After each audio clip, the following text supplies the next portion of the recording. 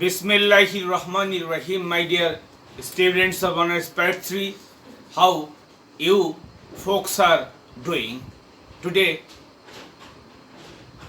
I will finish telling you the story of Robinson Crusoe. In the last few classes, I was telling you the story of Robinson Crusoe, and today I would like to wrap up telling you the story. And Crusoe, at this point of his life, acquire a devoted slave. One day, Crusoe saw a group of 20 to 30 cannibals on the shore of his island. They had brought 4 prisoners whom they evidently wanted to slaughter for their flesh, which they would cook and feast upon. One of these prisoners made a bid for escape from the clutches of the cannibals by running away from them.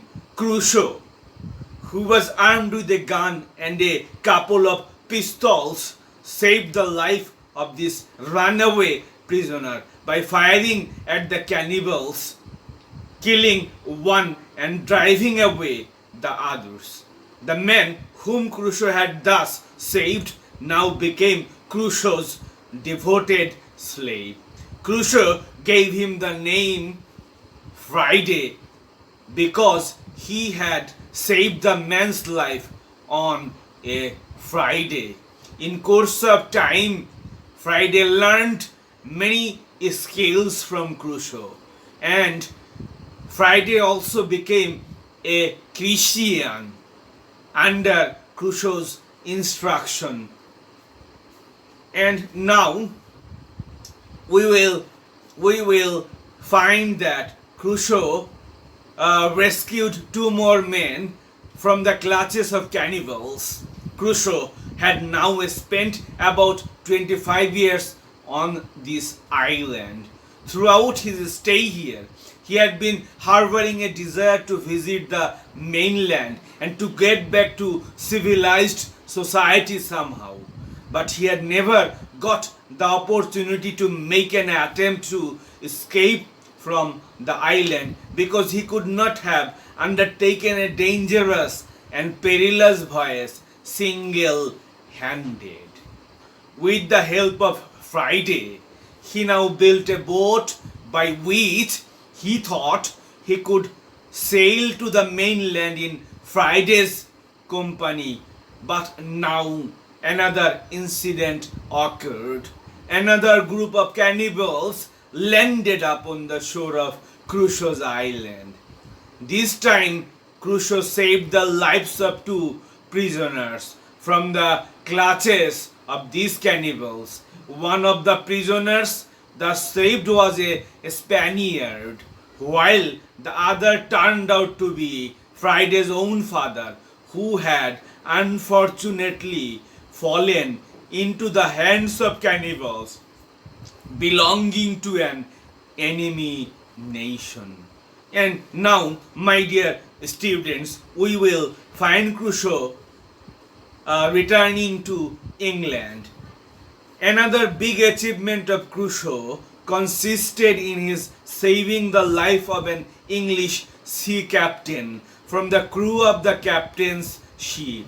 The crew had revolted against the captain, and some members of the mutinous or revolting crew now landed upon the island in order to leave their captain and a couple of other men ashore before sailing away in the ship which they had unlawfully seized. Crusoe, aided by Friday, fought with the group of mutineers and rescued the captain. The captain then succeeded in recovering his ship from the mutinous crew because their ringleaders had been killed.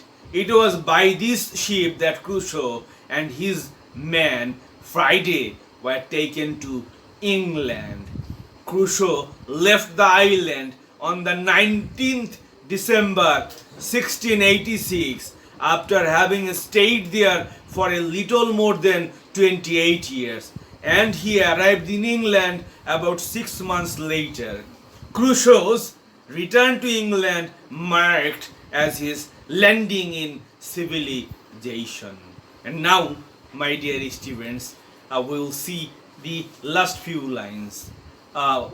We will see the narration of the last few lines and find Crusoe becoming a very rich man. From England, Crusoe went once again to Lisbon, which is located in Portugal, where he learned that his plantation in Brazil had been yielding or producing a regular income, and that he was now a very rich man. He took immediate measures to sell his plantation, and in this way acquired a good deal of money. In due course, he got married and begot children, 2 sons and 1 daughter. Then in 1694 he made another long voyage, this time around to East Indies. On his way he stopped for a brief stay on the island which he had colonized, and later he also spent some time in Brazil. My dear students, through this I have finished telling you the story of Robinson Crusoe, and now I have told you the whole story, and in our next meeting I will give you an analysis of the fiction, and I will also discuss different aspects of the fiction.